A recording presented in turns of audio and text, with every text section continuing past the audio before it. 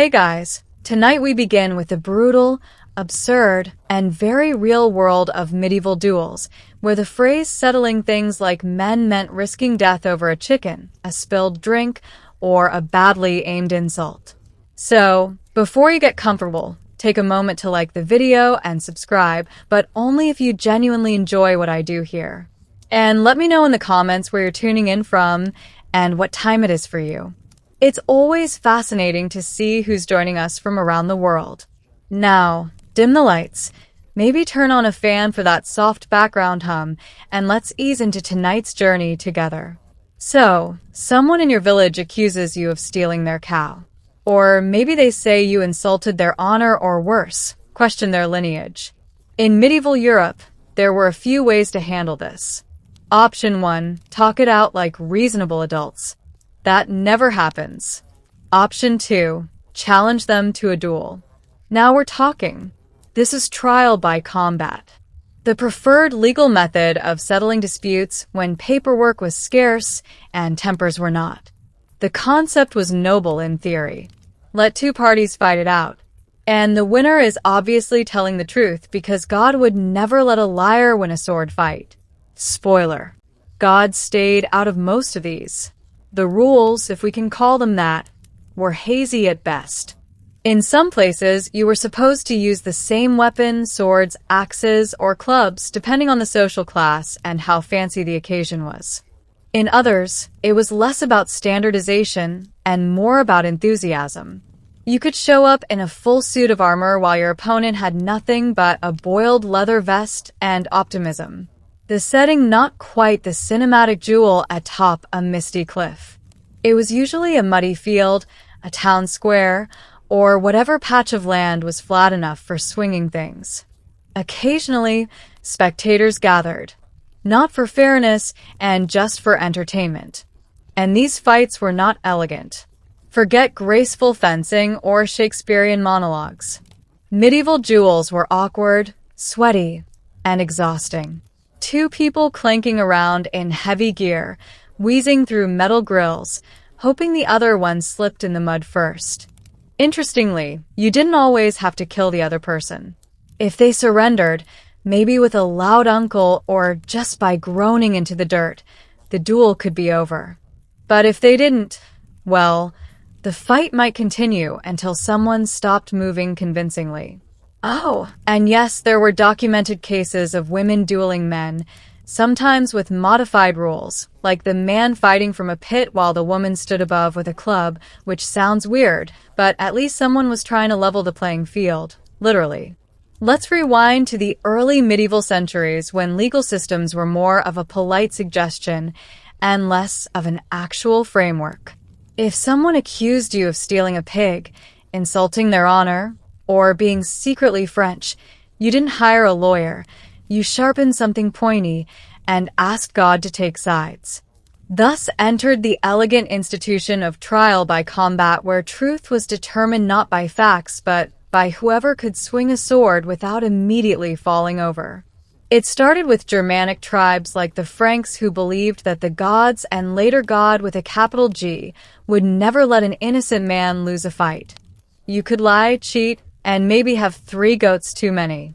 But once the swords came out, divine justice was expected to intervene eventually, hopefully, unless God was on lunch break. Trial by combat wasn't the only legal ordeal available. There was also trial by fire. Carry this red-hot iron and hope your skin doesn't melt. And trial by water. If you float, you're guilty. If you sink, you're innocent, but possibly dead. But trial by combat had a certain panache. It was dramatic, noisy, and gave you the faint illusion that skill mattered.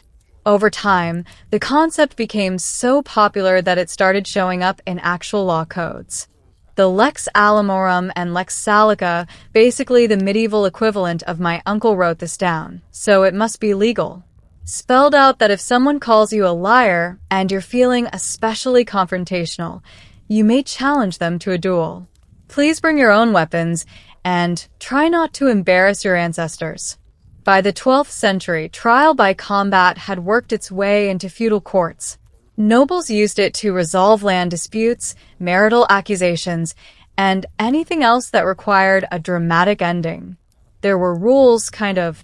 Duels had to be approved by a judge, which meant someone in robes and a hat said, "Yes, you may now attempt to legally bludgeon each other." The best part, if you refuse to fight, you are automatically guilty.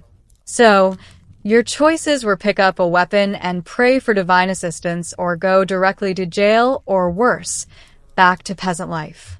Picture a knight, majestic armor, flowing plume, eyes full of valor. Now picture that same knight gasping for air as he tries to wrestle another grown man out of a mud puddle while a squire holds their horse and pretends not to be emotionally scarred. Welcome to the world of knightly duels, where honor was on the line, but coordination was optional. Duels between knights were supposed to be refined affairs. The code of chivalry said you should fight with courage, fairness, and restraint. But once the helmets went on and visibility dropped to near zero, most of that went out the arrow slit. Suddenly, the fight turned into a loud, clunky slapfest between two armored barrels. Before the match, both parties would declare their grievances. These ranged from, "You insulted my noble house," to, "Your dog looked at me weird." Judges or nobles oversaw the event, pretending this was all very dignified and not just professional grudge settling in metal pajamas. Weapons were agreed upon, usually long swords, maces, or lances, though sometimes the choice felt more like whatever's lying around. Occasionally, combatants would even switch mid-fight, usually because they dropped their first weapon and panicked. Armor was customized to be duel-friendly. This meant extra plating around the important bits, head, chest, ego, and occasionally a spike or two thrown in for flair. Mobility, however, suffered. Watching two knights fight was like watching two overstead wardrobes fall down a staircase. Loud, slow, and full of unexpected injuries. Despite what romantic paintings suggest, most of these duels didn't end with a swift, noble strike. They ended when one knight collapsed from exhaustion or got pinned to the ground and politely bludgeoned into agreement. Sometimes one would shout, "I yield," through a mouthful of helmet, assuming anyone could hear him under all the wheezing and clanking. Winning a duel didn't always mean killing your opponent. In fact, killing them could be frowned upon, especially if the whole thing started over something trivial, like a misheard insult or a misplaced glove. No one wanted to explain to the king why Sir Geoffrey was now fertilizer. Not every duel was between nobles in gleaming armor. Sometimes justice needed to be served between two peasants arguing over something serious, like whose turn it was to use the only working plow, or who spilled whose beer 3 market days ago. And when you're a medieval peasant, your options for conflict resolution are 1. Shout, 2. Throw something, or 3. Duel with whatever's closest and vaguely sharp. Welcome to the world of peasant duels. Same rage, fewer resources. Unlike knights, peasants couldn't afford custom armor, fancy weapons, or an audience with a local lord. Most duels happened in fields, alleyways, or behind the alehouse, places already covered in mud, livestock droppings, and the occasional unconscious witness. It wasn't about spectacle. It was about pride and maybe a chicken. The weapons, creative, pitchforks, hoes, sticks, kitchen knives, heavy rocks, soup ladles. If it could be lifted and swung with emotion, it qualified. Some even fought with farming tools still covered in yesterday's turnip. One fight reportedly ended when a man was struck with a wheel of cheese. That's not legend. That's just Tuesday. There were rarely formal rules. Most fights started spontaneously and ended when one man gave up, passed out, or wandered off out of boredom. Occasionally, a village elder or drunk uncle would serve as referee, a role that mostly involved shouting, "That's enough, lads," while holding a half-eaten apple. Despite the chaos, these duels weren't always frowned upon. In some communities, a good, clean brawl was seen as therapeutic, like a medieval form of counseling, except instead of talking about your feelings, you tried to dislocate someone's shoulder with a shovel. Of course, not all fights ended harmlessly. Occasionally, someone did get seriously injured or die, usually from a head wound or sheer embarrassment. That's when local authorities stepped in to remind everyone that killing was generally discouraged unless pre-approved by a noble or god. Still, peasant duels were a vital outlet in a world with few rights and even fewer coping mechanisms. They were loud, messy, irrational, much like life itself back then. And while you might not win land, honor, or a title, you could win the argument, which to a medieval peasant was basically the same thing. When it came to medieval duels, your weapon said a lot about you. It told your opponent how serious you were, how rich you were, and in some cases, how recently you were interrupted while cooking stew. Let's start with the classics. The long sword was the go-to weapon for knights and well-ended squires. It looked impressive, balanced well, and could easily end a dispute, or at least leave a memorable dent in your opponent's armor. If you showed up with a long sword, you were basically saying, "I've trained for this and possibly own land." Then there was the mace, a charming little tool designed specifically for bludgeoning someone through their armor. The mace didn't bother with elegance. It was the medieval equivalent of a hammer, practical, brutal, and not great for subtle messages. Axes were common, too, especially among those who enjoyed a bit of lumberjack flair in their fighting. Some were one-handed, others two-handed, depending on how dramatic you wanted your entrance to be. Axes had a certain flair. Nothing says this is personal, quite like swinging what used to be a firewood tool at someone's helmet. Now for the creative entries. If you were a peasant, you fought with whatever was lying around. Pitchforks, sticks, hoes, wooden clubs, and yes, even the occasional frying pan. There are actual records of people showing up to duels armed with kitchenware. One man famously wielded a skillet with such fury that the local priest made a note about it in the parish ledger, probably under unusual bludgeonings. Daggers were also popular for close quarters work. Some were sleek, others were glorified pointy triangles. In tight spaces like castle corridors or tavern basement, daggers let you settle your grievances without knocking over too many chairs. If you were really trying to make a statement, you might show up with a flail, the infamous chain and ball contraption. Flails were dramatic, terrifying, and nearly impossible to aim properly. There's a reason you don't see flail experts today. Most of them knock themselves out. You might think the medieval church, bastion of peace, piety, and moral guidance, would be firmly against the idea of people settling arguments with swords, sticks, or cast iron cookware. You'd be half right. In theory, the church condemned violence. In practice, let's just say their position on duels was more it depends than absolutely not. Trial by combat started as a holy concept. The belief was that God would ensure the righteous party would win the fight. After all, what better way to determine the truth than by seeing who could swing harder without falling over? Priests would often bless the combatants before the duel, not to stop them, but to make sure God had the proper paperwork in order. Church officials frequently oversaw formal duels, especially those sanctioned by courts. One monk was even known to keep score. Not in any official capacity. He just found it interesting. The logic was simple. If a man survived the duel, then God clearly liked him more. If he didn't, well, divine judgment had spoken. And also, there was now a vacancy in the choir. However, not everyone in the church was on board. Popes periodically banned trial by combat, calling it barbaric, unchristian, and terrible for Sunday attendance. These bans were widely ignored, especially by nobles who had a knack for hearing church decrees only when they agreed with them. Ironically, Monasteries themselves weren't exactly violence-free zones either. There are records of monks getting into brawls over garden tools, book borrowing, and choir duties. One particularly spicy disagreement ended with a novice monk hurling a psalter at someone's head. Heavenly inspiration weaponized.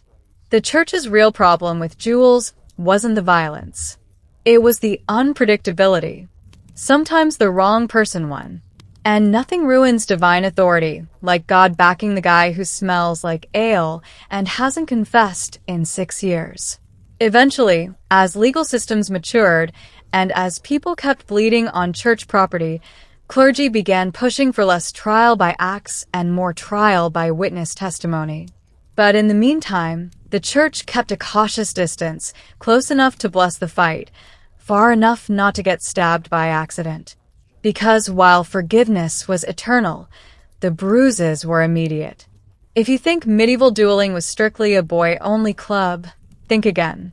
Women too occasionally stepped into the ring, or the mud pit, or the cabbage field. And when they did, things got complicated. You see, medieval society had very specific ideas about women, delicate, modest, not ideally involved in public head injuries. But every so often, a woman had had enough, and the result was a duel that left both parties bruised and the audience deeply confused. The most famous example comes from 14th century Germany, where local law actually allowed a woman to challenge a man under one condition. The man had to stand in a hole waist deep with one arm tied behind his back. The woman standing above ground was given a club. He got one too, presumably to make it fair, though the whole thing feels more like a carnival game than a legal proceeding. And yet it happened more than once. Picture it. A man half buried in a pit spinning in slow circles with a club while a woman takes disciplined swings from above, pausing occasionally to adjust her apron. One German woodcut even shows a woman knocking a man flat while a group of onlookers cheer in what can only be described as passive-aggressive amazement. These duels were rare, but they were legal. Women could also appoint a champion to fight in their name, usually a brother, cousin, or someone she hadn't annoyed recently. But if she fought for herself, that was taken seriously. No one was allowed to intervene. If you lost, you were guilty and humiliated, probably both. Of course, dueling wasn't the only outlet for female rage. Feuds between women often played out in less organized ways. Poisonings, whispered accusations of witchcraft, and the occasional shoe-throwing incident at market. But every now and then, the system acknowledged that a woman had a right to settle things with a swing. These moments were awkward for medieval society. Women weren't supposed to be violent, assertive, or victorious. And yet, here they were, club in hand, defending their reputation, and rearranging someone's shoulder in the process. You may think medieval duels couldn't get more absurd, and then someone puts a pig on trial. Yes, really. In a world where legal systems were held together with Latin, duct tape, and divine assumption, animals were occasionally treated as legal persons, which meant they could be accused of crimes and punished, and in some cases challenged to a duel. Let's be clear, most animal duels were not formal fights. They were more like executions with paperwork. If a pig bit a child or a rooster crowed suspiciously at the wrong hour, they could be arrested. Sometimes even dressed in tiny clothes because nothing says justice like humiliating livestock before sentencing them to death.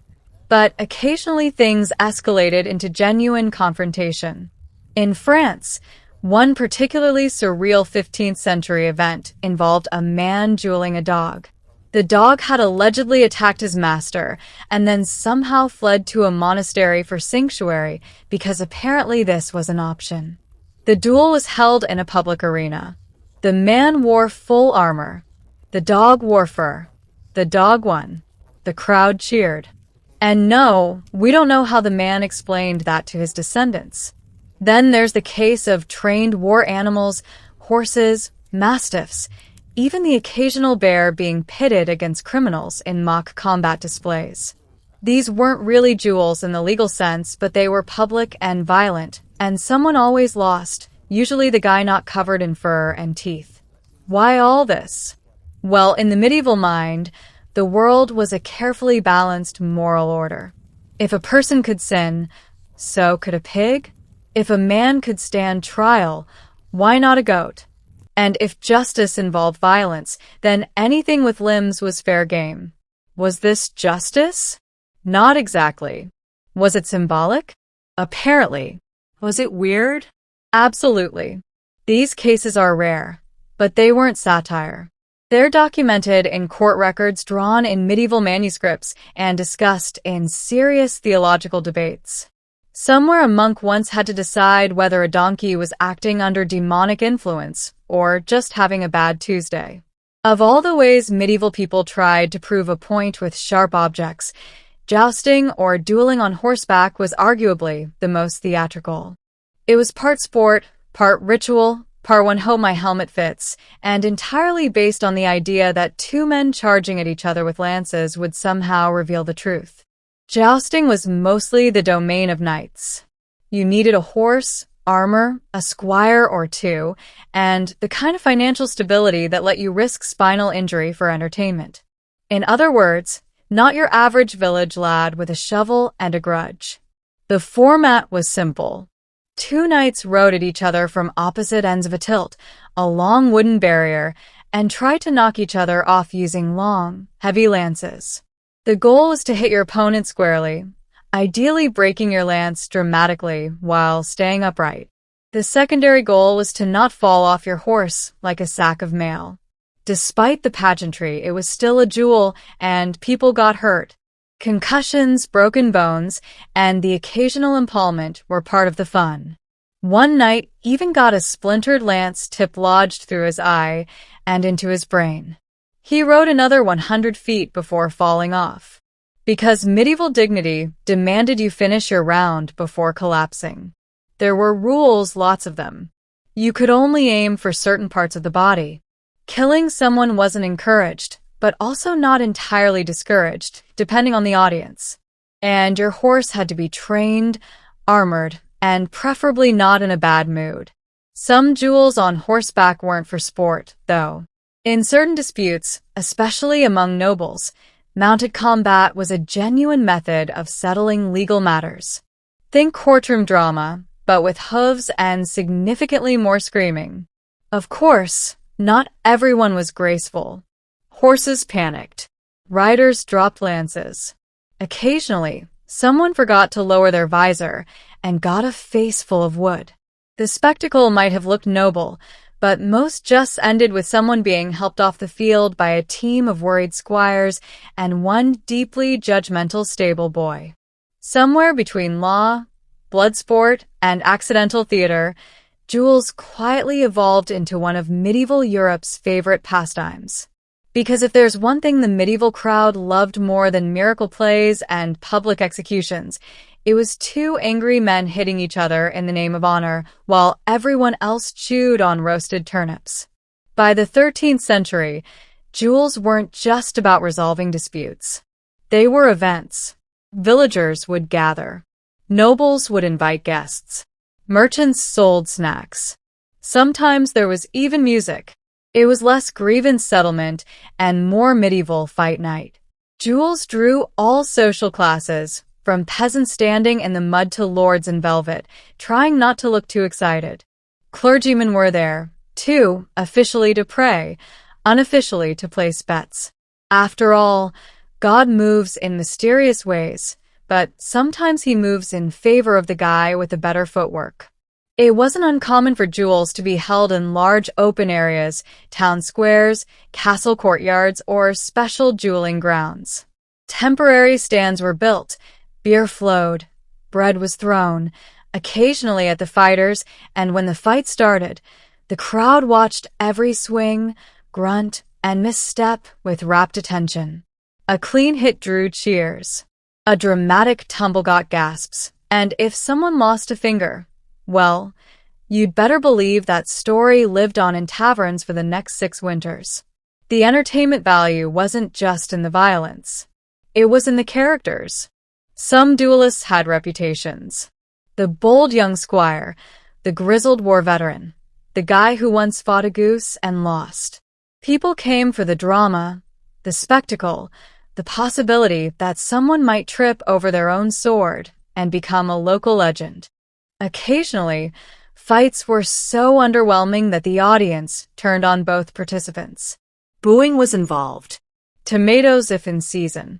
One chronicler noted a duel where both men refused to engage for over 20 minutes, resulting in the crowd storming the field and declaring a sheep the moral victor. In time, the duel became less about truth and more about the show. It was proof that justice didn't have to be efficient. It just had to be loud, messy, and preferably shirtless. Because if you're going to settle a legal matter, why not invite the entire town and make a day of it? Not all duels were local tavern scuffles over who stole whose bucket. Some were legendary affairs, remembered not just for the bruises, but for actually shaping historical events, or at least mildly adjusting them while everyone else stood around pretending it mattered more than it did. Take the 1386 duel between Gier and Jacques Lery, arguably the most famous trial by combat in French history. Cus accused Lery of a rather serious crime, assaulting his wife. And when the courts couldn't figure it out, they did what any reasonable legal system would. Gave both men sharp weapons and told them to let God sort it out. The duel was public, royal sanctioned, and attended by King Charles V/VI himself, who by all accounts was far too excited about it. Thousands came to watch. Horses were mounted, lances were broken, armor was dented, and in the end, carriages killed, which legally meant his wife was telling the truth. That's how truth worked back then. Whoever lived longer was clearly the honest one. The event was so significant that it inspired books, films, and one very nervous change to French law shortly afterward. Trial by combat was quietly discouraged when people realized justice by stabbing might not be the most reliable system. Then there's the 1467 duel between the Biandian champion Jacques Lalin and a Spanish knight. A fight held for diplomacy, glory, and the kind of national pride that involves punching each other with sticks. They fought for hours before it ended in a draw. A polite way of saying everyone's too tired to keep pretending this is fun. Duels weren't always so grand. One monk challenged another to single combat over who should be choir director. Another pair of nobles fought because one sneezed during the other's toast. These weren't world-changing moments, but they do serve as a reminder that medieval conflict resolution was roughly one sideways glance away from carnage. Some duels shaped kingdoms, others just shaped noses. But they all shared the same logic. When words fail and evidence is lacking, put on some armor, grab a stick, and hope your opponent skipped breakfast. In the Middle Ages, words mattered a little too much, especially if those words suggested someone's honor, parentage, or bathing habits were less than stellar. Because while modern insults might result in a strongly worded email, medieval insults could very easily end in a legal duel and a broken collarbone. Insults in medieval society weren't just rude. They were often actionable offenses. Calling someone a liar, a thief, or heaven forbid a coward could be considered defamation. And the only acceptable response? Challenge them to a duel and let your sword explain your feelings more clearly. But insulting someone wasn't as simple as shouting you stink across a field. There was an art to it, a certain flourish. This was a time when people took 10 minutes to say good morning and another 5 to accuse your uncle of sheep theft. Some favored the direct approach.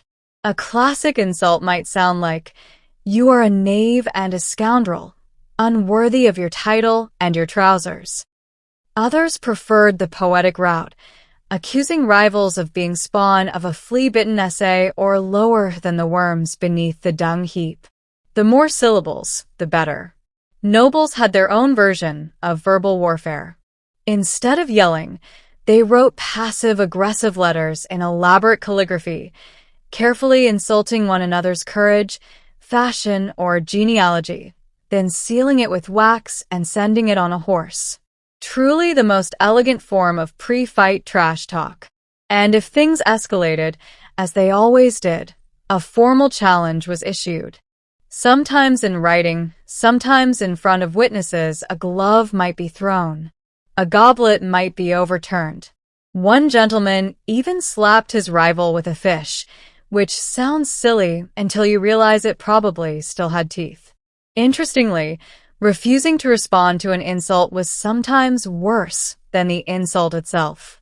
Backing down marked you as dishonorable, weak, or worst of all, boring. The medieval world was deeply obsessed with reputation. A single well-placed insult could ruin a name, invite a duel, or start a decadecile-long family feud. It was dangerous territory filled with flowery language and very real consequences. So, you've insulted someone's lineage, spilled their ale, or looked at their sheep in a suspiciously admiring way. Now, you're standing in a muddy field, armed with a sword you barely remember how to hold, and wondering how you ended up here. Let's talk strategy. Step 1. Show up. This might sound obvious, but in the Middle Ages, refusing to duel could make you legally guilty by default. You'd lose your honor, your reputation, and possibly your left ear, depending on local sentencing trends. So, unless you enjoy public shaming and/or ear loss, attendance is strongly encouraged.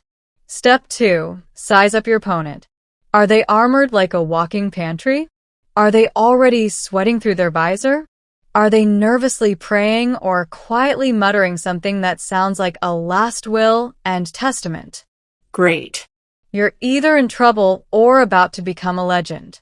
Step 3. Know your weapons. If you're fighting with a long sword, aim for joints. If it's maces, just swing until something makes a cracking noise. If you're both armed with daggers, congratulations. You're about to have a very personal, very awkward wrestling match in front of everyone you've ever met.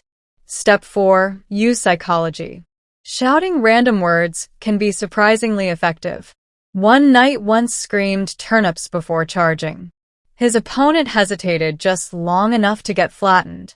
Confidence matters. So does being confusing. Step 5. Don't trip. Easier said than done. Mud, armor, and panic make excellent co-conspirators.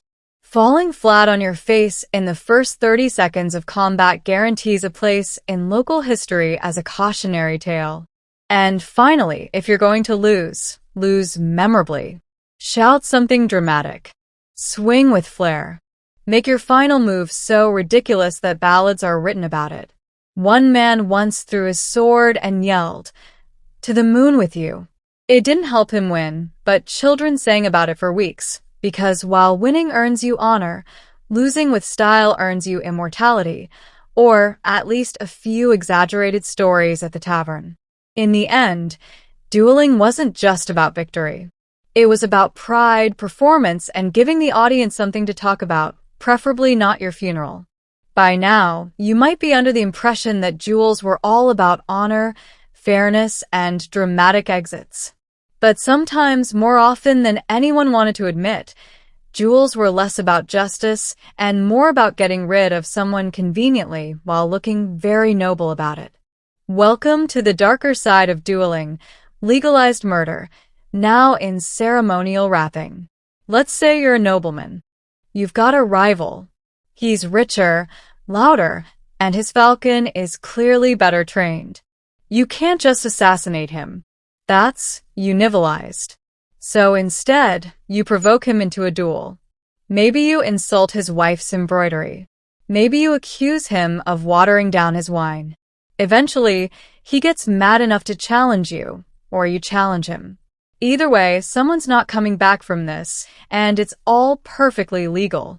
Because here's the thing. In many places and time periods, duels were state-approved outlets for homicide. As long as you followed the protocol, issued a challenge, had a witness, said something vaguely about honor, You could beat a man to death in public, and everyone would just nod solemnly and say, "Ah, yes, justice." This system was especially popular when inconvenient people needed to disappear with plausible deniability. Rival claim to your land. Dual political opponent gaining too much favor. Duel. That one baron who keeps asking questions about where all the tax money went. Definitely duel. And if you lost the duel, well, too bad. You're dead, and therefore obviously guilty. If you won, congratulations. You're alive, innocent, and probably got to keep the other guy's horse. Some duelists took things further by hiring professional champions to fight on their behalf, basically outsourcing your honor to someone with better biceps. If the hired muscle happened to kill the opponent quickly and dramatically, even better. Less mess, more applause. Of course, this all worked best if the duel looked official. You needed the robes, the oaths, the pre-fight prayers. That way, when someone's head came off, everyone could agree it was a tragic but righteous conclusion, not just another Tuesday with extra blood. Because in the Middle Ages, murder was still illegal unless you called it a duel. Like many things from the Middle Ages, plague masks, leech-based medicine, and the belief that bathing was suspicious, dueling eventually lost its shine. By the late medieval period and into the Renaissance, duels began to fade from public life. Not because people stopped being petty, violent, or easily offended, but because society started inventing slightly less ridiculous ways to solve problems like evidence in courts, and the idea that maybe we shouldn't settle arguments by hitting each other with sharp objects in front of a priest. The rise of centralized governments played a big role. Kings, emperors, and whoever was shouting loudest in parliament didn't love the idea of private citizens settling grievances with sword fights. Too messy, too public, and occasionally someone important lost. That was awkward for everyone. Also, as legal systems matured, the church finally followed through on centuries of vague disapproval. They began cracking down on trial by combat with actual consequences, like excommunication, which was basically the medieval version of getting blocked by God. There was also the small problem of logistics. Dueling took time, gear, horses, armor, and a crowd willing to stand around for hours while two men slowly bled into a cabbage patch. Not exactly efficient, especially when judges realized they could just ask questions, examine documents, and come to a conclusion that didn't require anyone to lose a kneecap. By the 16th century, dueling had largely transitioned into a gentleman's sport. Less muddy, more fashionable. Pistols replaced swords. Rules became more elaborate. And while it was still a good way to get yourself dramatically killed, at least you were doing it in tights and with excellent posture. Eventually, even that wore out its welcome. Laws were passed, public sentiment shifted, and duels moved from respectable legal action to a weird thing your uncle did once in college. Today, trial by combat is mostly confined to historical reenactments, obscure legal debates, and that one guy online insisting it's still legal in Idaho. And so, the medieval duel died as it lived, loudly, dramatically, and slightly confused about what it was supposed to accomplish. In the medieval countryside, where physicians were rare and hospitals even rarer, the peasant healer stood as the first and often only line of defense against illness. These healers, usually women, were deeply rooted in their communities. They were not formally trained, but their knowledge came from tradition, observation, and oral transmission passed down through generations. Their remedies were crafted from the natural world. Plants, roots, flowers, and minerals found in the fields and woods surrounding the village. A healer's home often doubled as her practice. Inside, bundles of herbs hung from the rafters, drying in the smoke of the hearth. Shelves were lined with jars of crushed bark, animal fats, beeswax, and oils. She might prepare a compress of comfrey to reduce swelling or boil willow bark to ease pain long before anyone understood that it contained salicin, a precursor to modern aspirin. Remedies were experimental but guided by centuries of inherited wisdom. Spirituality and belief played an inseparable role in healing. Illness was not always seen as a purely physical condition. It could be the result of sin, a curse, or malevolent spirits. Healers would recite blessings or prayers alongside their treatments. Some used incantations, charms, or ritual gestures to protect the soul as well as the body. Healing in this sense was holistic, tending to the person's physical pain and spiritual unrest simultaneously. Despite their value, peasant healers walked a fine line. Their knowledge was respected and sought after, but it could also arouse suspicion. In times of misfortune, such as a failed harvest or sudden death, the community's gratitude could quickly turn into fear. A woman who healed with herbs could easily be accused of witchcraft if her remedies failed or if her behavior was perceived as odd or secretive. Nonetheless, for the average villager, the healer was indispensable. She delivered babies, mended broken bones, soothed fevers, and comforted the dying. Her presence offered hope in a world with limited options. While her cures may not always have worked by modern standards, they represented a blend of empirical observation, faith, and a deep understanding of the natural world. In an age of uncertainty, the peasant healer was a symbol of resilience and care. In the deeply spiritual and often superstitious world of medieval peasants, illness was not just a matter of failing health. It was a potential sign of spiritual attack or evil influence. One of the most curious and widespread methods for defending against these unseen forces was the creation of witch bottles. Small containers filled with protective items meant to trap or repel harmful magic. These bottles were typically crafted from glass or stoneware, though clay vessels were common in rural areas. Inside, the healer or sometimes the afflicted person themselves would place a variety of symbolic items. Iron nails, hair or nail clippings from the victim, red threads, pins, herbs, and even urine.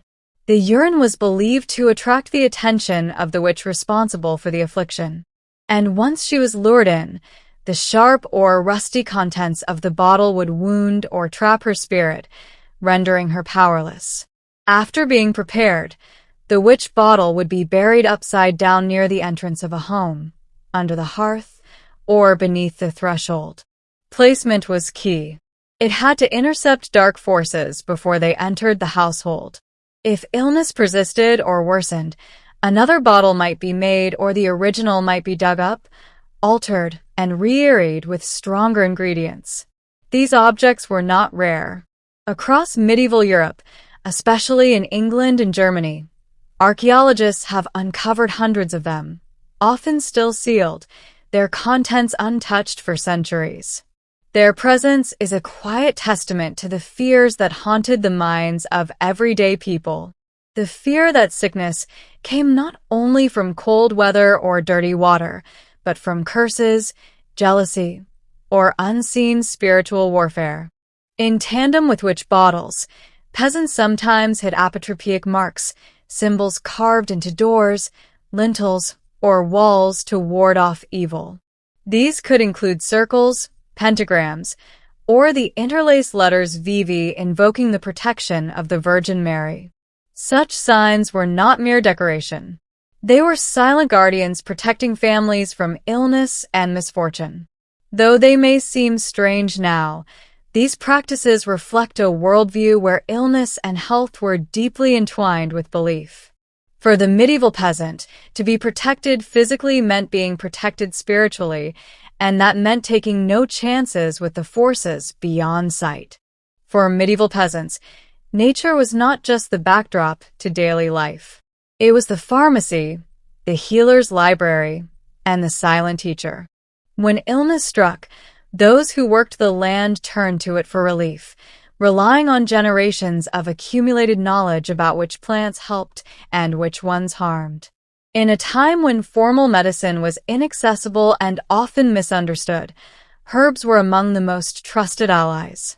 The meadows and forests surrounding villages were rich with medicinal flora. Yarrow was gathered for wounds known to stop bleeding and promote healing.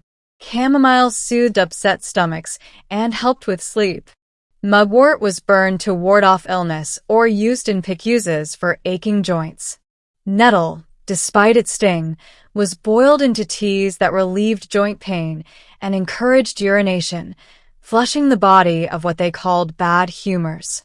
Peasant healers knew when to harvest each plant. Under the right moon phase after the morning dew, or before the solstice. Timing mattered. The potency of a plant was believed to be influenced by the stars, the season, and the ritual surrounding its collection. It wasn't just science. It was a sacred practice. Herbs were often combined with rituals or prayers. A healer might say a charm while crushing the leaves, or bless the water used in a herbal infusion. The act of preparing the remedy was almost as important as the ingredients themselves. This blending of natural and spiritual treatment reflected the belief that illness had both a bodily and a mystical cause. In the absence of written texts, knowledge was passed orally. A healer might teach her daughter, apprentice, or a trusted neighbor the art of identifying safe mushrooms from poisonous ones, or which roots should be boiled and which should be dried. Recipes were memorized, not written. Some families had their own secret blends closely guarded for generations. Though they lacked microscopes or modern chemistry, peasant communities developed an intuitive understanding of the body and nature's ability to help it. And while not every remedy cured, many were surprisingly effective. Modern science has confirmed the antimicrobial and anti-inflammatory properties of several herbs they used. Herbalism was more than a skill. It was a quiet, persistent form of survival and self-reliance.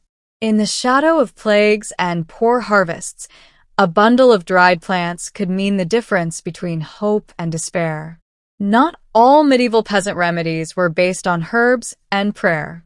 Many treatments relied on a deeper, older tradition, one that believed animals held special properties capable of drawing out disease, neutralizing curses, or restoring balance to the body. Among the most curious of these were frog picuses and toad-based cures. Once commonly practiced across rural Europe, the logic was symbolic as much as physical. A live frog might be pressed against a sore throat or infected wound, then released into a stream. It was believed that the frog would absorb the illness and carry it away with the current. In more severe cases, frogs were cut open and placed directly on the body. The transfer of disease into the animal, often accompanied by a spoken charm, was thought to trick the illness into leaving its human host. Toad powder made from dried and crushed toads was sometimes used in salves or sprinkled into wounds. Though this might seem grim, it was born of the belief that like repels like. If the ailment was caused by something unnatural or venomous, only a creature with similarly magical properties could combat it. Beyond frogs and toads, snakes, mice, and even spiders had their place in folk medicine.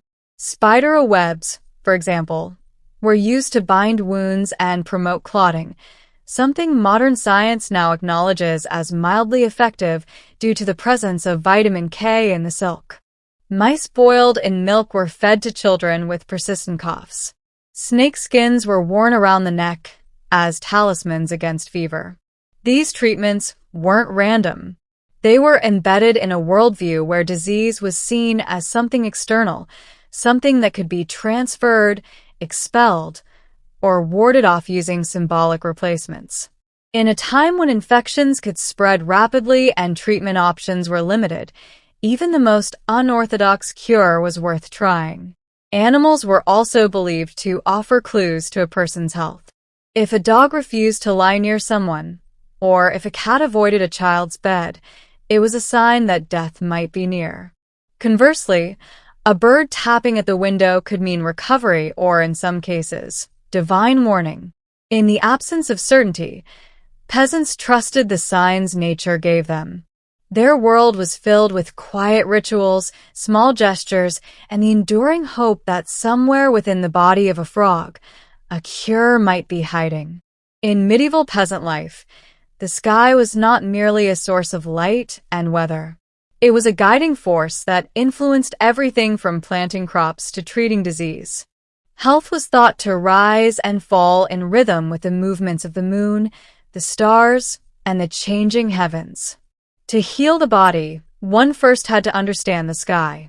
The moon, in particular, was considered a powerful agent in the body's balance. Many healers believed that bleeding a patient or applying a remedy at the wrong time in the lunar cycle could do more harm than good. Treatments were carefully timed with the waxing or waning moon. A waxing moon growing toward fullness was associated with strength and regeneration, making it ideal for taking medicines to build vitality. A waning moon, on the other hand, was linked with purification, best suited for purging illness or extracting bad humors. This celestial logic extended to surgeries, births, and even the cutting of hair or nails. Doing these things when the moon was in the wrong sign was thought to bring bad luck or delayed healing.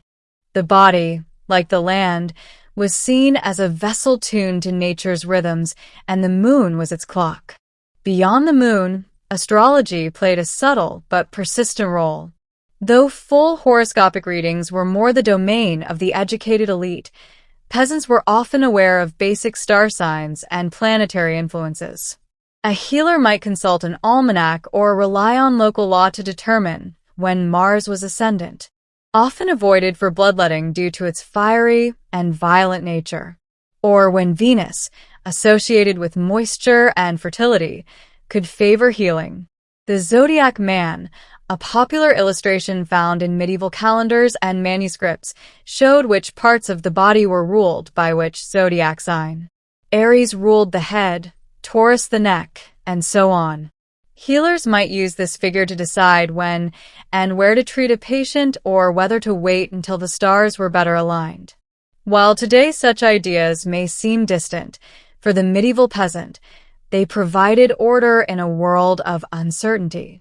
The sky was not just distant decoration. It was a living map of invisible forces, offering structure, guidance, and hope. To watch the heavens was to seek healing, not just from nature, but from the very rhythm of the universe itself. In a world where sickness could strike without warning and medicine was uncertain, medieval peasants often turned to the divine. Healing for many came not from herbs or stars, but from the blessings of the saints. Their bones, clothing, or even a piece of their coffin were believed to hold miraculous powers. These sacred items, relics, were at the center of spiritual healing, offering hope when all earthly remedies had failed. Relics were kept in churches, monasteries, and sometimes even in private homes of the nobility. Pilgrims traveled long distances to visit shrines said to house the remains of saints known for healing. St. Thomas Becket's blood, St. Cathbot's incorrupt body, and a piece of St. Catherine's finger were all sought after. Simply touching these relics or even standing in their presence was believed to bring healing to the faithful. In local parishes, more modest relics, such as a drop of oil from a saint's lamp or a scrap of cloth that had touched a shrine, were sometimes made available to peasants. Priests would bless the sick using these relics, or the items might be placed on the afflicted area of the body during prayer. The belief was not in the object itself, but in the spiritual power it carried through divine association. Often peasants would also light candles to a specific saint, pray novenas, or make offerings in the hope of healing. Saint Sebastian was invoked during times of plague, Saint Apollonia for toothaches, and Saint Roch for wounds and pestilence. These connections were not random. They reflected both the saint's life and the miracles they were believed to have performed after death. For those too ill or too poor to travel, local rituals sometimes replicated the power of relics. A healer might wrap a charm with a saint's name written on parchment and tie it around a limb. If no relic was available, even invoking the saint's name in a whispered prayer could bring comfort. While science was still centuries away from providing clear explanations for illness, the veneration of relics offered peasants something equally powerful. Faith. In a harsh world, to believe that a higher force cared for the suffering brought strength. And sometimes, according to many, it brought healing. In medieval peasant life, words carried power, not just in prayers or church rituals, but in the whispered charms and softly spoken incantations used to guard against sickness and misfortune. Healing was as much about protection as it was about remedy. And for many, the first offense came not from medicine, but from a charm worn around the neck or a phrase passed quietly from mother to child. Charms could take many forms. Some were written words inscribed in Latin or the local dialect on parchment or wood, then folded and worn in a small pouch close to the body. Others were spoken aloud, repeated a specific number of times, often 3 or 7, sacred numbers in both folk belief and Christian tradition. The phrases might call upon God, saints, angels, or nature spirits, depending on the healer's background and local customs. Talismans were physical objects believed to hold protective power. They could be as simple as a wolf's tooth, a stone with a natural hole, or a coin blessed at a shrine. A popular belief held that if you carried an object struck by lightning, it would protect you from illness caused by evil air or spiritual harm. Iron, too, was thought to repel malevolent forces. Nails driven into doorways or tiny iron knives tucked beneath pillows were used to keep sickness at bay. Children and newborns were often given extra protection. A cord with blessed beads, a scrap of St. John's wort, or a wax figure of a saint might be sewn into their clothing or hung over their cradle. Illness in children was often blamed on the evil eye or malicious spirits, and charms were seen as essential to keep such forces away. Not all charms were public. Some were deeply private, passed down within families and never spoken aloud to strangers. To reveal the words was believed to lessen their power. In many villages, the healer's reputation rested as much on these secret charms as on her knowledge of herbs. Though we might now classify such objects as superstition, they represented a profound belief in the invisible web of forces that surrounded daily life. For the medieval peasant, healing was not just a response to illness. It was a lifelong act of guarding the soul and body with every means available. While much of medieval healing took place within homes or through individual remedies, the rhythm of the village year also provided opportunities for communal rituals and seasonal cures. These events blurred the line between medicine, religion, and tradition. They were collective moments where the entire community participated in seeking protection, renewal, and healing, both physical and spiritual. The changing of seasons was considered a vulnerable time for the body and spirit. Transitions like spring equinox, harvest, or mid-winter were believed to weaken the natural defenses of the body, making people more susceptible to illness. To counteract this, villagers would participate in rituals designed to cleanse the body or ward off harmful forces for the coming months. One common practice was the burning of herbs during seasonal festivals, particularly mugwort, juniper, and wormwood. The smoke was believed to purify homes and protect inhabitants from disease. Families would walk through the smoke, pass their children through it, or even wave it over livestock. This wasn't simply symbolic. It was a deeply rooted belief in the protective essence of nature. In some regions, holy wells or sacred springs were visited during certain feast days. People would drink or bathe in the waters believed to be blessed by saints or touched by divine power. Stones were placed near the water's edge as offerings, or strips of cloth called kloots were tied to nearby trees while prayers were whispered. These were acts of devotion and healing in equal measure.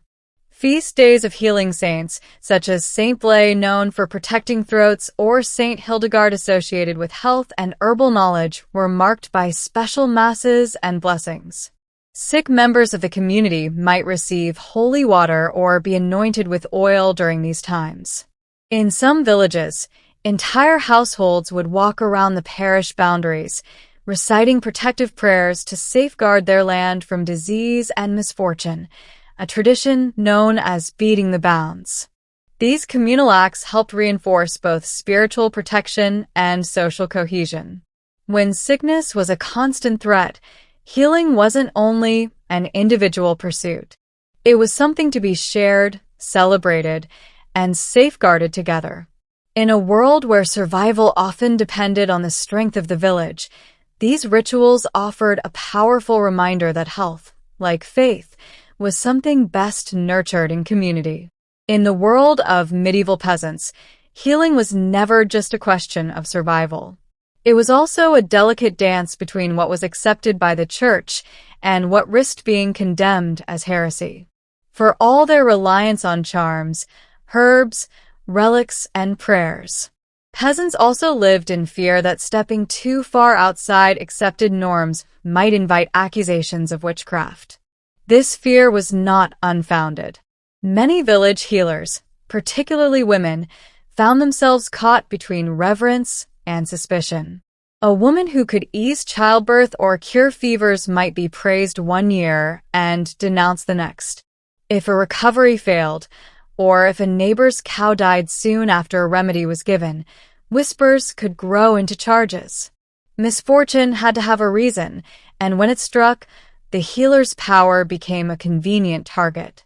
Church authorities tolerated many traditional practices, especially those wrapped in Christian imagery or invoking saints, but they also drew firm lines. Astrology, invocations to unknown spirits, and the use of secret words or symbols were viewed with increasing suspicion. Healing that did not rely explicitly on divine intercession risked being labeled as occult.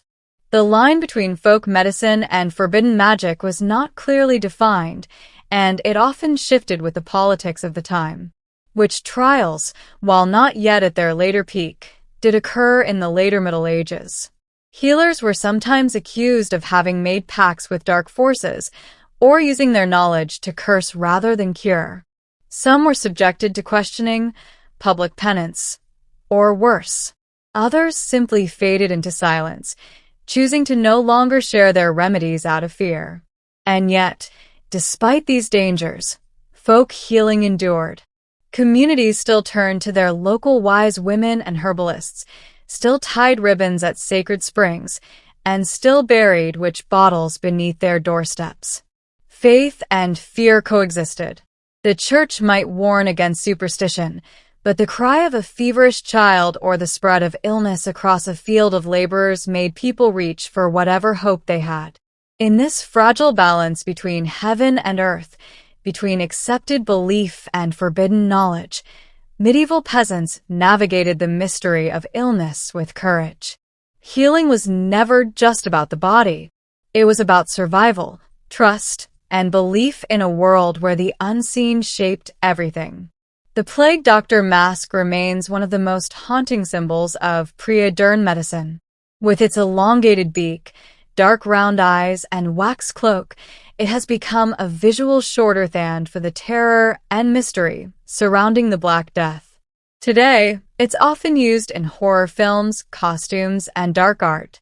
But in its own time, the mask was not intended to frighten. It was instead a desperate attempt at protection, both physical and spiritual, in a world that had no clear understanding of contagion. The mask first emerged in the 17th century, though the Black Death itself had devastated Europe centuries earlier in the 14th century. By the time the beaked mask came into use, physicians had begun to develop more structured theories about disease transmission, though many of these ideas were still deeply flawed. Chief among them was the concept of miasma, the belief that diseases were spread by bad air, foul-smelling, and invisible vapors that could enter the body through the nose and mouth. To counter this, plague doctors wore masks filled with aromatic substances. The beak was not a stylistic choice, but a functional one. It created space for a small chamber to hold herbs, spices, dried flowers, and sometimes even vinegar-soaked cloth. Common ingredients included lavender, mint, camphor, and cloves, anything believed to purify the air or drive away the invisible poison. The lenses in the eyes were often made of glass, sealed to prevent contaminated air from reaching the eyes. The rest of the outfit was equally intentional. A long waxed coat, gloves, boots, and a staff, which allowed the doctor to examine patients without touching them directly. To those who saw the mask approaching, it often meant death was near. These doctors visited the sick, marked homes under quarantine, and recorded death tolls. They were not miracle workers, but their presence was a grim reassurance that someone still dared to enter the homes of the afflicted. Far from a theatrical costume, the plague doctor's mask was a product of fear, hope, and the limits of contemporary knowledge. It represented the best efforts of early medicine to face an enemy it could barely comprehend. A mask made not for vanity, but for survival. The image of the plague doctor, robed in black with a beaked mask and staff in hand, didn't appear until centuries after the Black Death first tore through Europe in the 14th century. The earliest mentions of such doctors in uniform appear during later outbreaks, especially in 17th century Italy and France. By this time, cities had begun appointing official plague doctors, physicians paid by municipalities to treat the infected, record the dead, and oversee public health measures. These men were not always the most skilled or experienced doctors. In fact, many were young, poorly trained, or foreign practitioners willing to take on the deadly work that others avoided. The job was high-risk and often thankless. But in some cases, it offered steady pay or career advancement. For poorer cities and remote regions, even minimal medical presence was considered better than none. The plague doctor uniform was formalized in 1619 by Charles d'Armes, personal physician to several French royals. He designed it to protect the wearer from miasma, the supposed poisonous air that was believed to carry disease. The outfit included a full-length waxed coat, leather gloves, leggings, boots, and a wide-brimmed hat. It was topped off with the now infamous beaked mask and a cane used to examine patients from a distance. The role of the plague doctor was grim. They were tasked with entering quarantined homes, inspecting the sick and dying, administering basic remedies, and keeping meticulous records of infections and deaths. In some areas, they also performed autopsies or helped enforce quarantine measures, ensuring no one left infected zones without permission. Despite their official titles, many plague doctors had little ability to cure the disease. Treatments were rudimentary at best. Bloodletting, herbal tinctures, vinegar washes, and purging.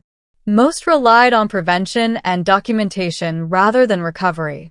Still, their presence represented an effort, however limited, to respond to a terrifying and mysterious threat. As the plague continued to ravage communities, the doctor in black became a familiar and deeply unsettling figure.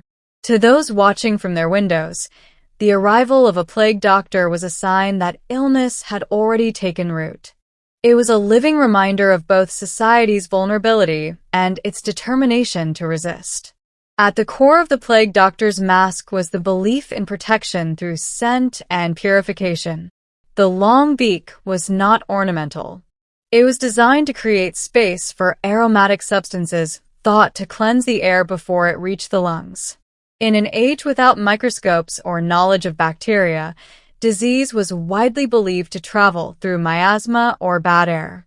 This theory shaped much of medieval and early modern medical thinking, and the beaked mask was its most iconic application. The beak typically contained a mixture of dried herbs, flowers, and resins. Some of the most common ingredients included lavender, rose petals, mint, cloves, myrrh, cinnamon, and camphor. These were not chosen at random. Many were associated with cleanliness, sanctity, or strong, pleasant smells that might counteract foul odor. Others, like vinegar-soaked sponges or juniper berries, were believed to carry antiseptic properties. Though this understanding was purely observational and lacked a scientific basis, these ingredients were tightly packed into the curved beak of the mask, which acted like a primitive air filter. Some doctors changed the contents daily. Others adjusted them according to the symptoms they encountered or the severity of the local outbreak.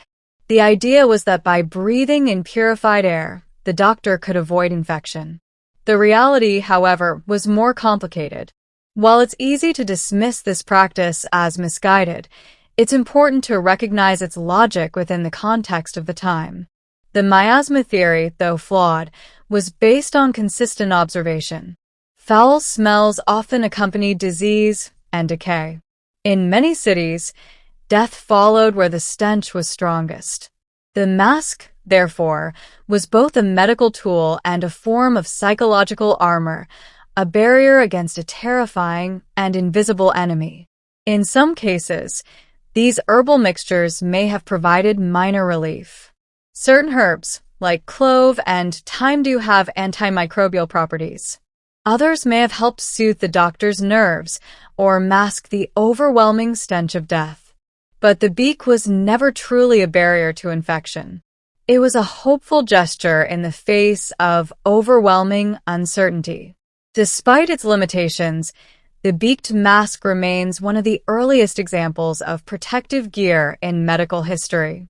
It marked a shift, however small, toward the idea that disease could be blocked, contained, or controlled through human effort.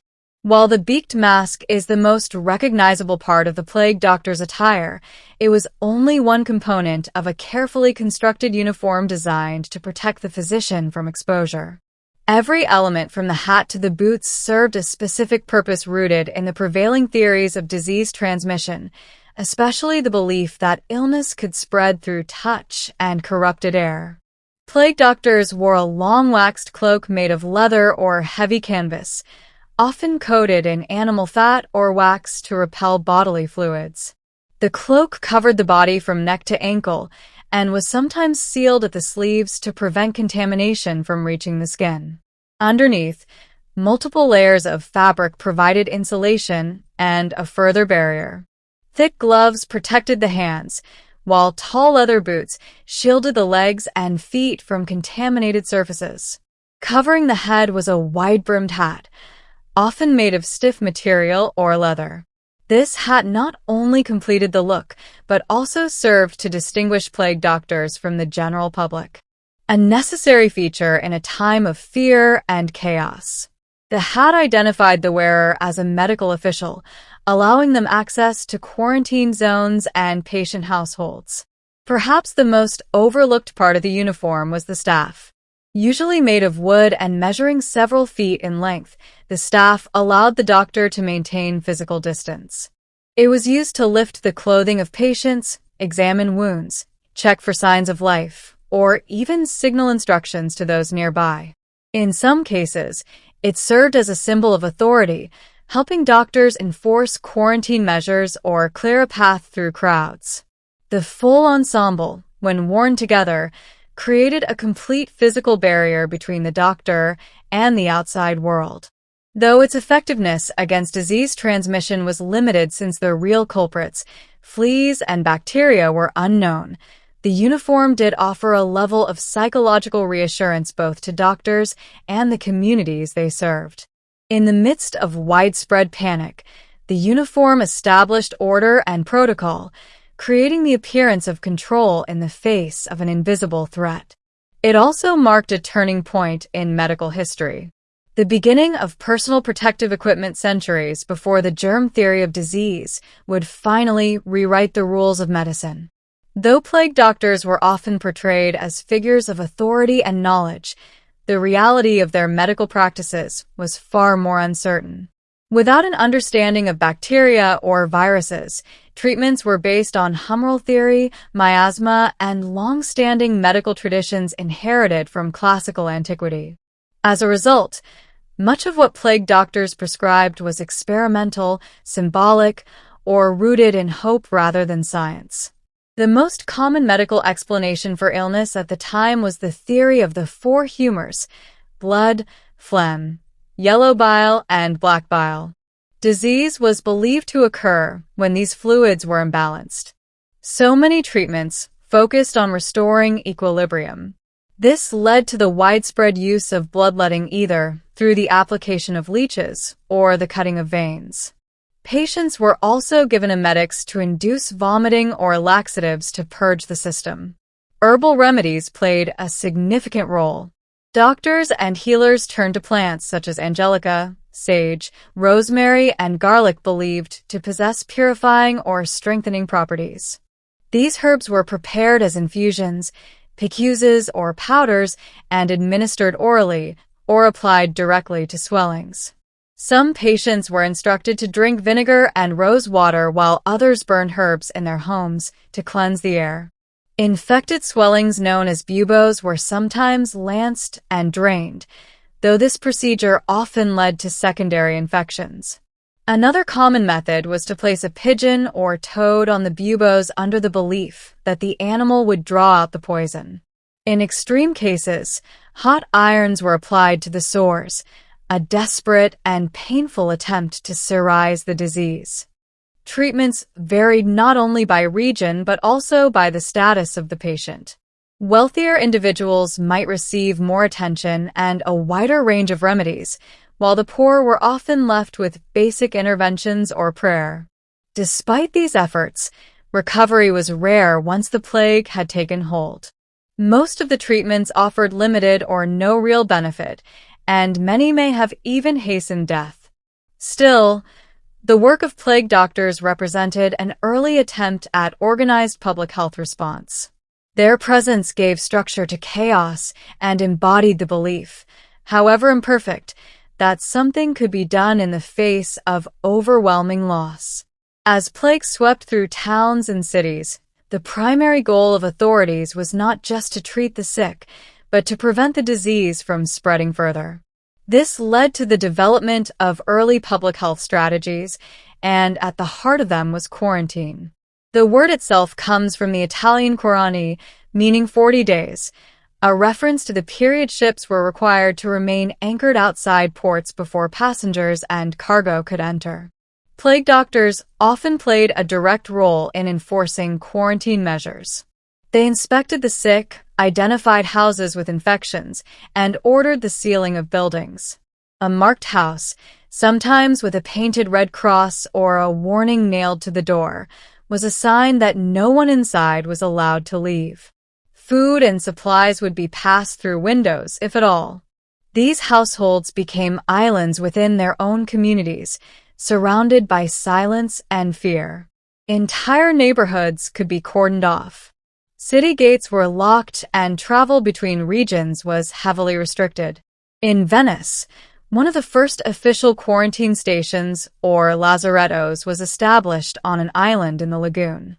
Those showing symptoms, or even suspected of exposure, were relocated there to await recovery or death. Plague doctors were sometimes stationed in lazarettos themselves, tasked with monitoring patients and documenting deaths. Their records became essential not only for tracking the spread of disease, but also for understanding its patterns, however little they truly understood its cause. Many doctors fell ill themselves. Though their protective clothing may have offered some degree of physical separation, it was no match for the true agents of disease, fleas and bacteria unknown to science at the time. These measures, though harsh, were not without effectiveness. Reducing contact between the healthy and the sick, even unknowingly, helped slow the spread of infection. Yet the psychological toll was immense. Isolation, suspicion, and desperation gripped communities. People fled cities, abandoned loved ones, or turned on neighbors in fear. Quarantine reflected the grim reality of a world without cures. It was a strategy born not of knowledge, but of necessity. And within its confines, The plague doctor became both a symbol of help and a reminder that survival often came at the cost of separation and sacrifice. In the public imagination of the time, the figure of the plague doctor existed in a strange and often uncomfortable space. They were part healer, part official, and part omen. Their appearance, cloaked, masked, and silent, made them instantly recognizable, but also deeply unsettling. For many, the arrival of a plague doctor in their neighborhood did not signal hope. It signaled that death was already present. The medieval worldview was steeped in religious belief, superstition, and symbolism. Illness was often perceived as divine punishment or a consequence of sin. The plague, with its rapid and indiscriminate devastation, seemed to support this view. In this context, the plague doctor's eerie costume and tools took on a near mystical quality. Some believed the masks themselves held magical properties.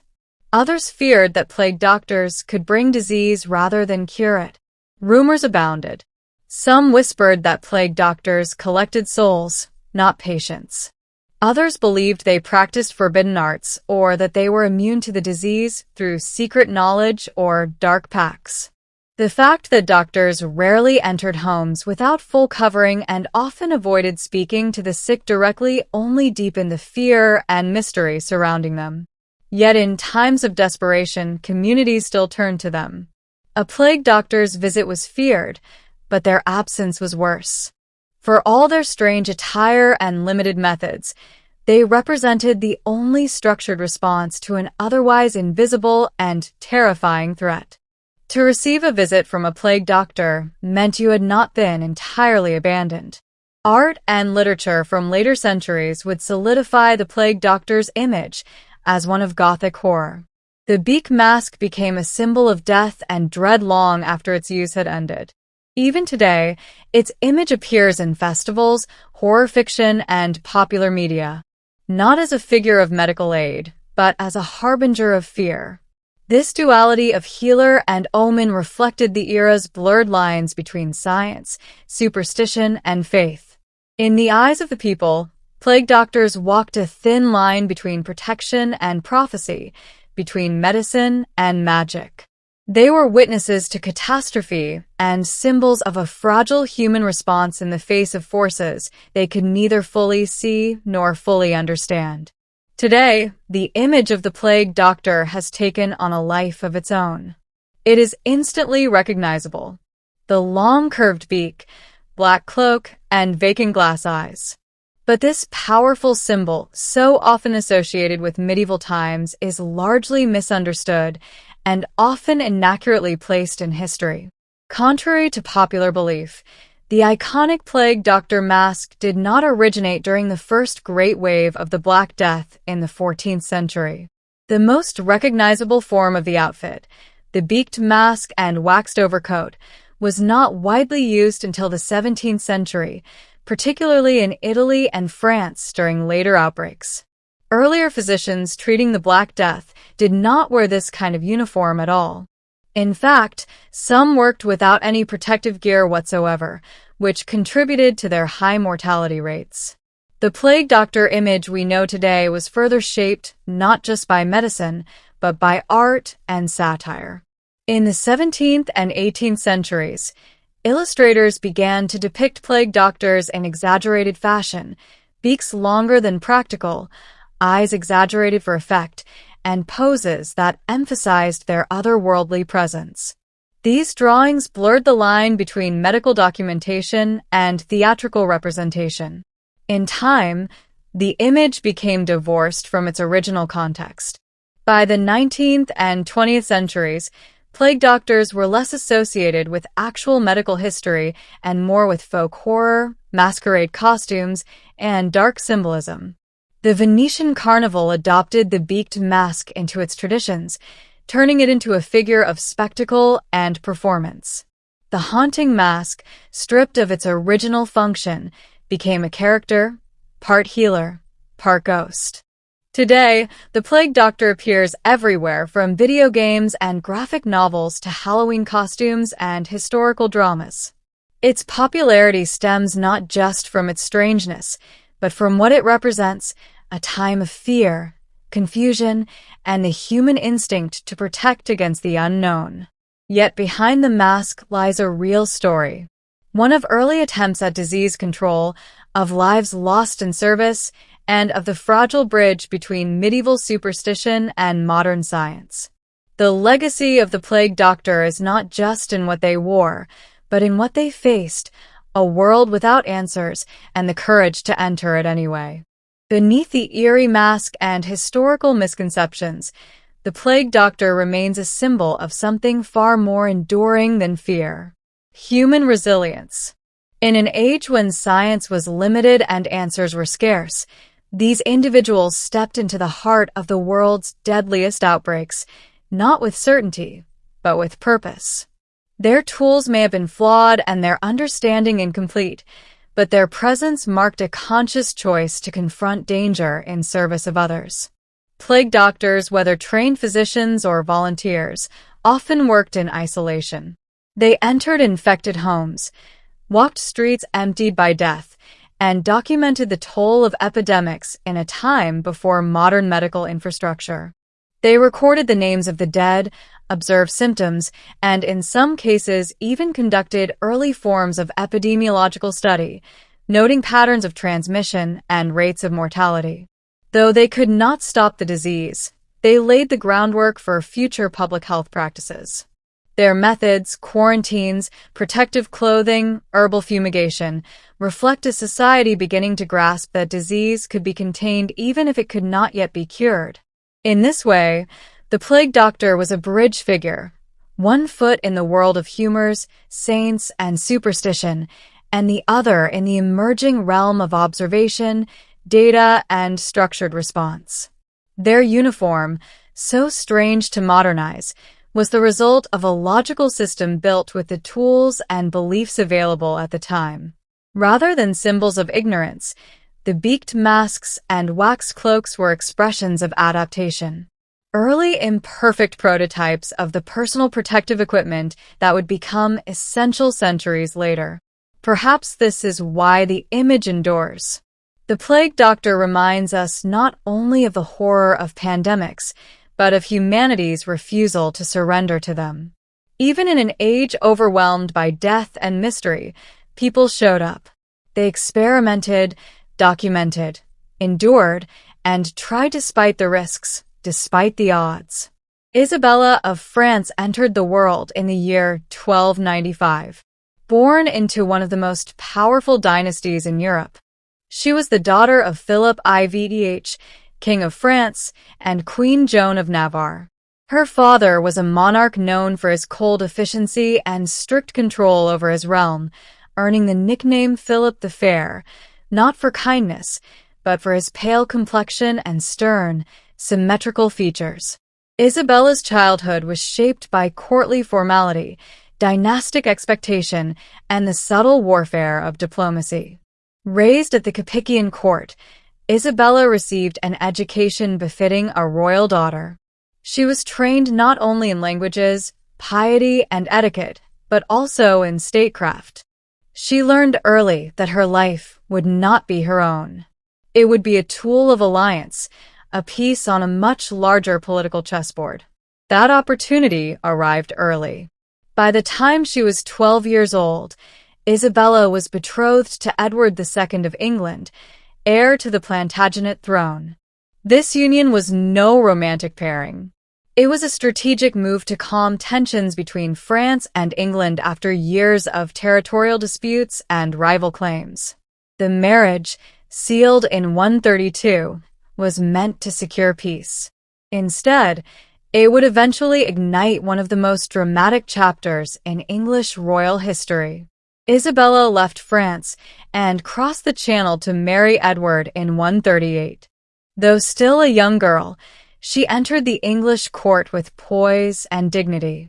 But she quickly found herself in a hostile environment. Edward II was not the ruler her father had expected. He was politically inexperienced, emotionally distant, and completely devoted to his male favorite, Piers Gaveston.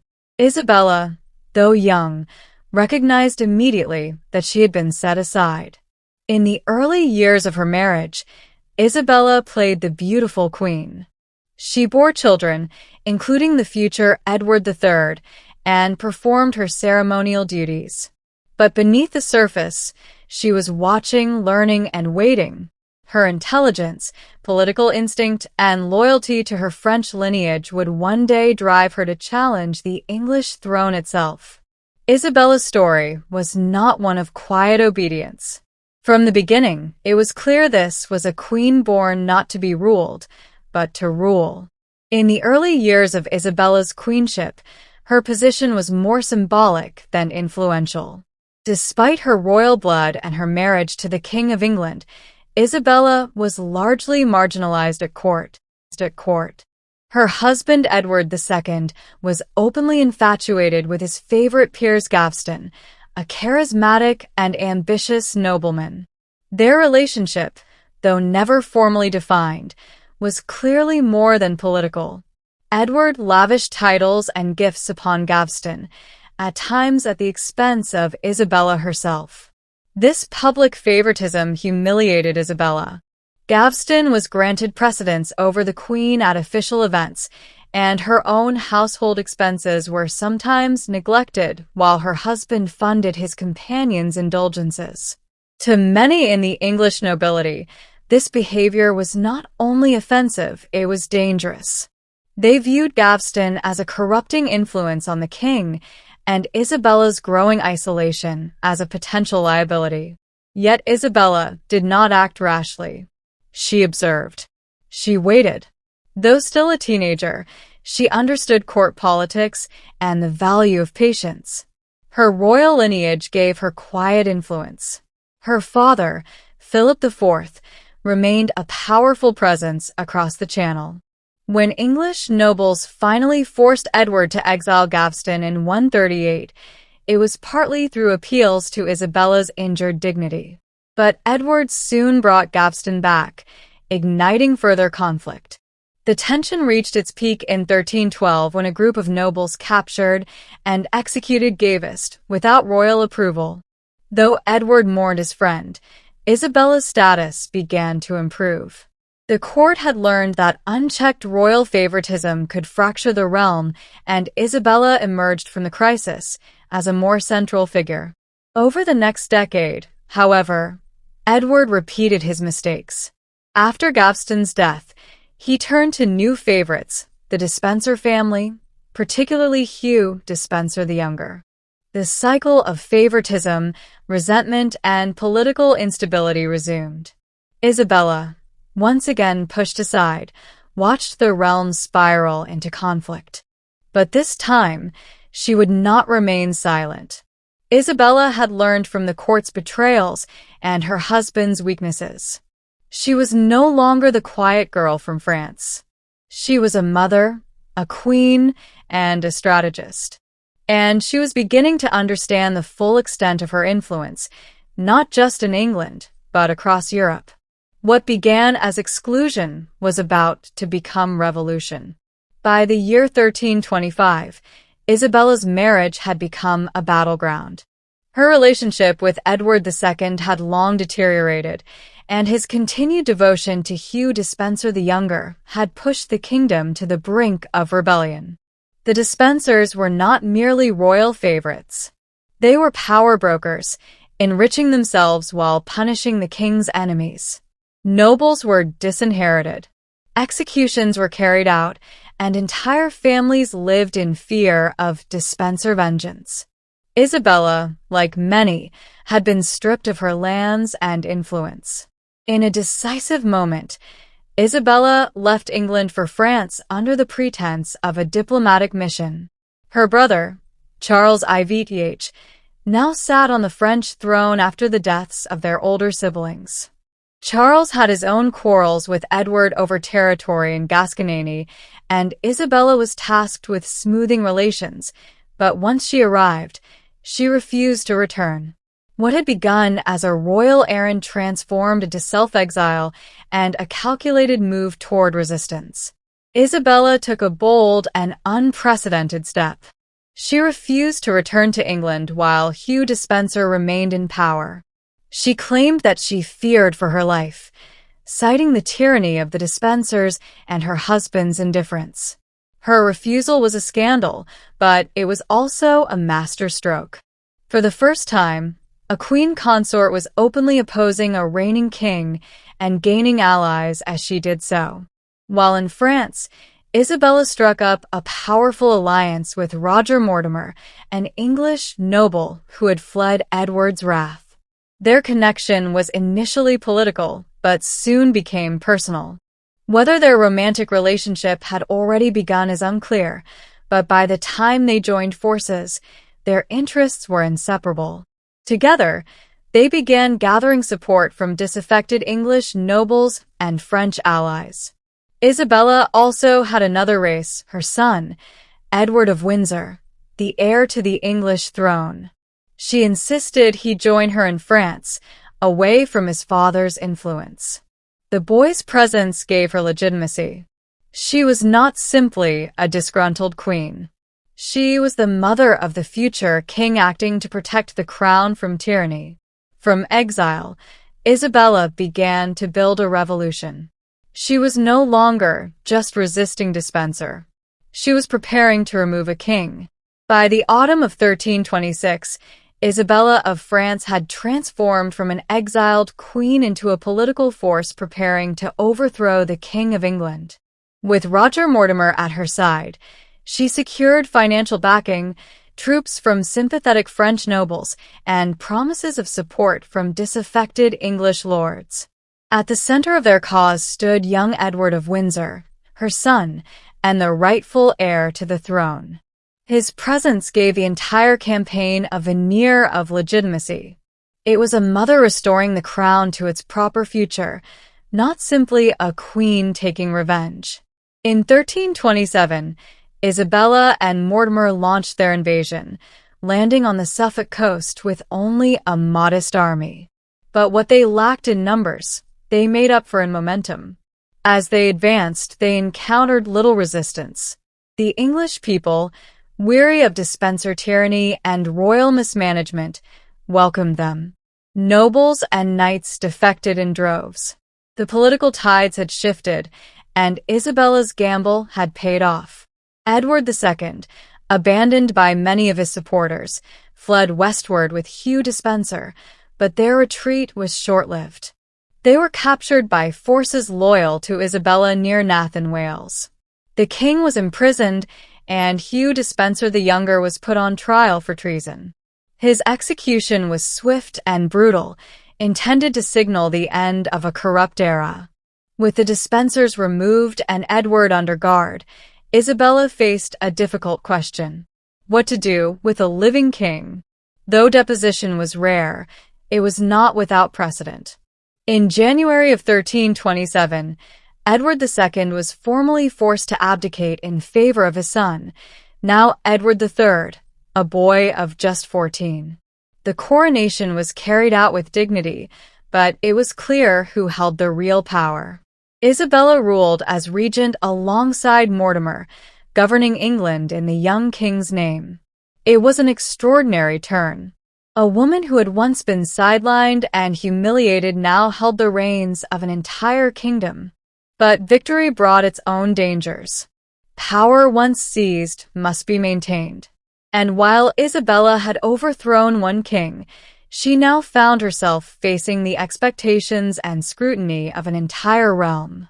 Following the abdication of Edward II, Isabella of France emerged as the most powerful political figure in England.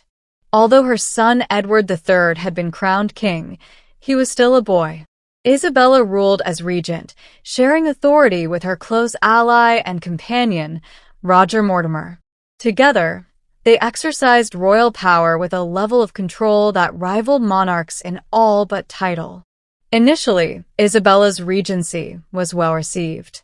The removal of the Despensers brought relief to the nobility and commoners alike, and the promise of stability under her leadership offered hope. She enacted reforms, reversed unlawful seizures of land, and restored titles to those who had been disinherited under Edward II's rule. Her early decisions appeared measured and just, earning her considerable goodwill. But as time went on, criticism began to surface. Mortimer, now made Earl of March, amassed significant wealth and influence. He took over royal castles, received lavish grants of land, and behaved increasingly like a king in all but name. Many began to see in Mortimer the very same unchecked favoritism that had plagued Edward II's reign. Isabella, once seen as a symbol of justice, was now accused of indulgence and excess. She retained many of the lands and riches confiscated from former allies of her husband. Lavish expenditures and generous gifts to French relatives stoked resentment, especially during a time when the kingdom was still recovering from war and political unrest. Compounding the tension was the awkward presence of the deposed king. Though Edward II had abdicated, rumors circulated that he remained alive in captivity. This shadow over Isabella's rule raised suspicions and whispers of conspiracy. Her legitimacy, once rooted in justice, now rested on the fragile edge of public perception. To make matters more complex, Edward III was growing older and watching carefully. The boy king, now nearing adulthood, began to recognize the extent of Mortimer's power and his own mother's reliance on her companion. What had once been a regency was beginning to look like a regime. Isabella had claimed victory, but holding power would prove more perilous than seizing it. The queen who had toppled a king would soon face the challenge of reigning without becoming the very thing she had once destroyed. By the year 1330, Edward III was 17 years old, no longer a boy and no longer content to watch his kingdom ruled in his name.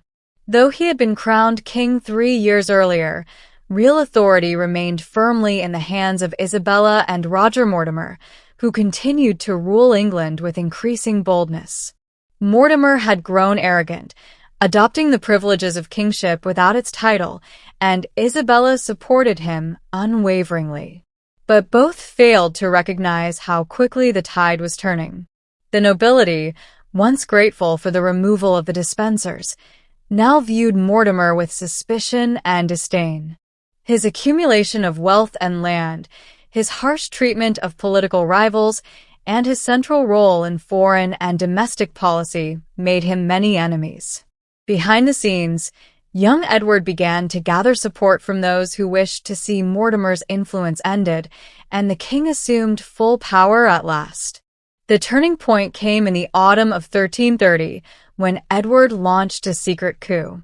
While staying at Nottingham Castle, he used a hidden passage to sneak a small group of trusted allies into the fortress. Under the cover of night, they arrested Mortimer without bloodshed. The operation was swift, discreet, and decisive. Isabella was taken into custody the following morning. Though she was treated with respect and spared public humiliation, her authority was immediately revoked. Mortimer, on the other hand, was tried for treason. Accused of abusing power, enriching himself unlawfully, and manipulating the crown, he was found guilty. Despite Isabella's desperate pleas, Edward ordered his execution. Mortimer was hanged at Tyburn in November of 1330. With Mortimer's fall, Edward III finally claimed the throne in full. He distanced himself from the excesses of the regency, restored confiscated lands, and reassured the nobility that England was once again under rightful royal rule. As for Isabella, her fate was more complicated. Though she had helped depose a king and orchestrate a regency, Edward chose mercy over punishment. He did not imprison or exile her publicly. Instead, he allowed his mother to retire, away from court, away from politics, and far from the center of power she once commanded. The she-wolf had been silenced, but not destroyed. After the dramatic fall of Roger Mortimer and the full ascension of Edward III, Isabella of France was no longer a queen in power, but she was still the king's mother, a position that granted her a measure of protection. Rather than subject her to imprisonment or public disgrace, Edward allowed Isabella to retire from public life in relative comfort.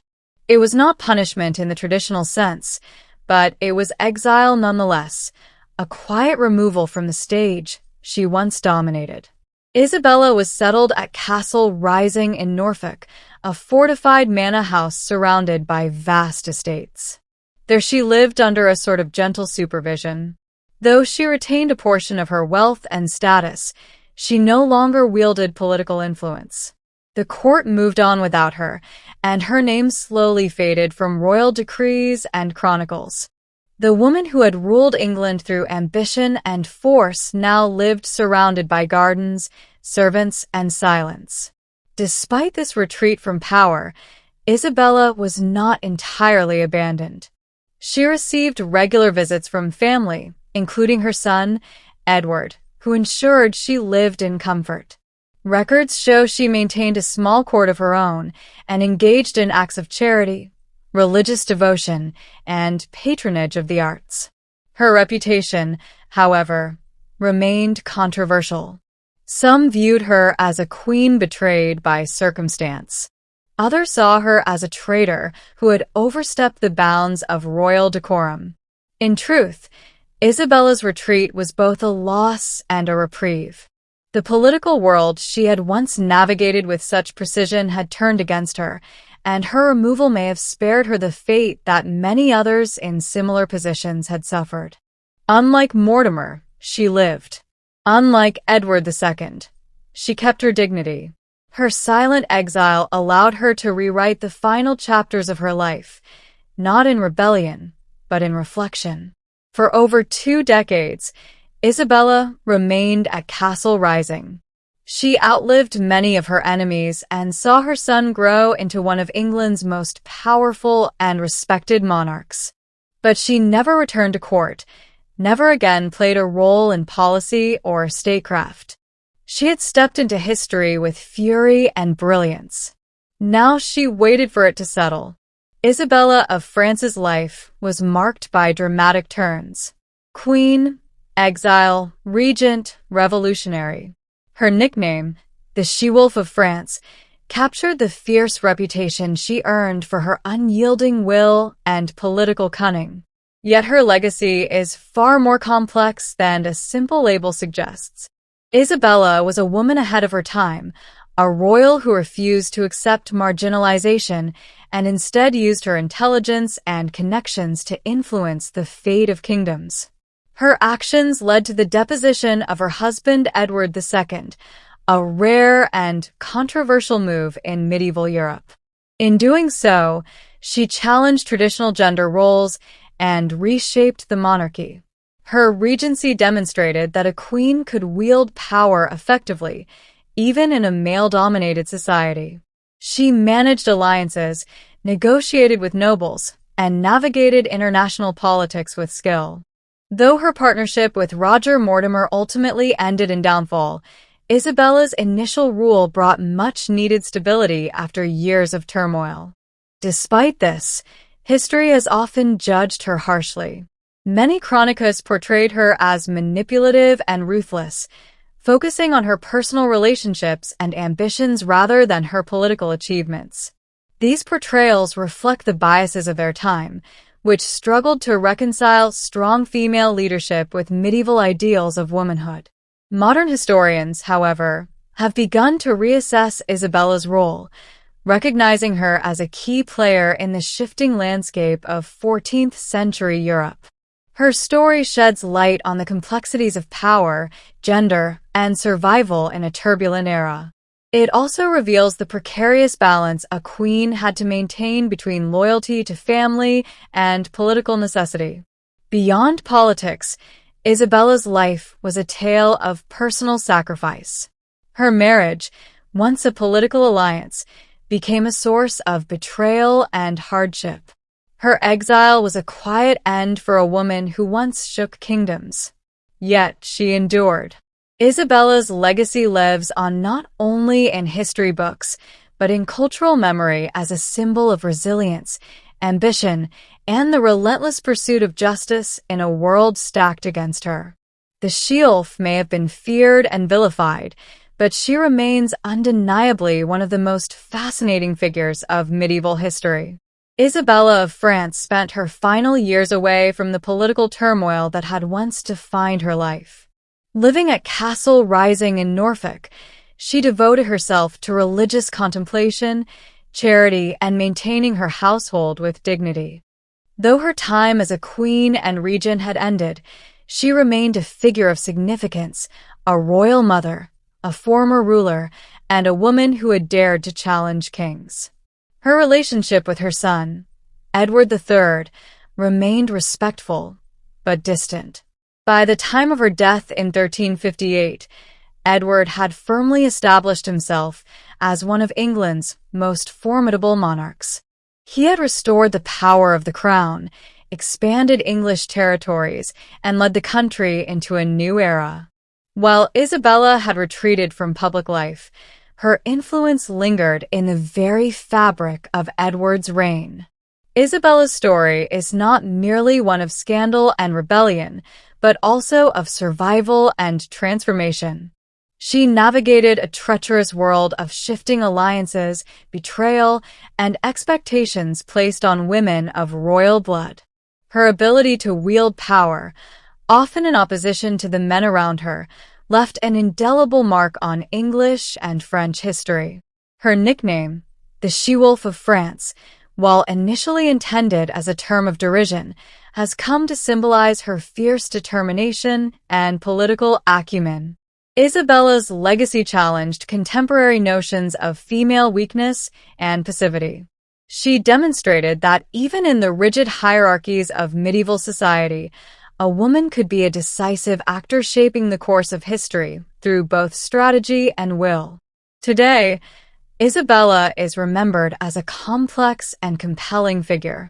Her life inspires questions about gender, power, and agency, questions that resonate far beyond her own time. She was a queen who faced exile but never obscurity, a mother who safeguarded her son's throne, and a ruler whose story continues to fascinate historians and storytellers alike.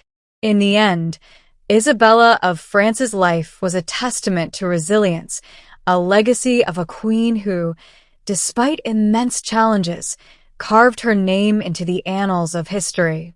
Her story reminds us that behind every great ruler lies a complex human story of ambition, loss, and the quest for power. Thanks for all.